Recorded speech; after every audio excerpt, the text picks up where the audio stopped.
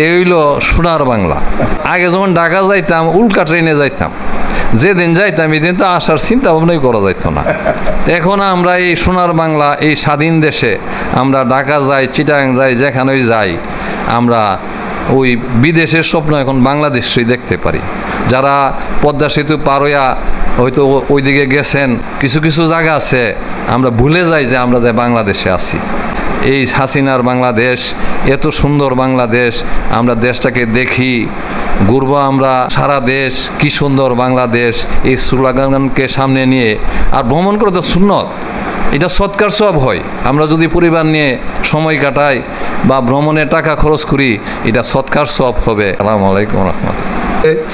ভ্রমণটা যারা না করে, আসলে ভ্রমণ যে কত আনন্দদায়ক, কত মজার, কত সুখের, যারা ভ্রমণ করে ঠিক তারাই বুঝেন। তবে আমাদের সরলবাসী খুব কম মানুষ দেশ বিদেশে ভ্রমণ করে। তবে আমার যারা এলাকাবাসী সবাইকে বলবো যে আপনারা এলাকা শুধু ব্রাহ্মণবাড়িয়া না, বাংলাদেশের বিভিন্ন জায়গা ভ্রমণ করার চেষ্টা করবেন। আজকে ভালো থাকবেন।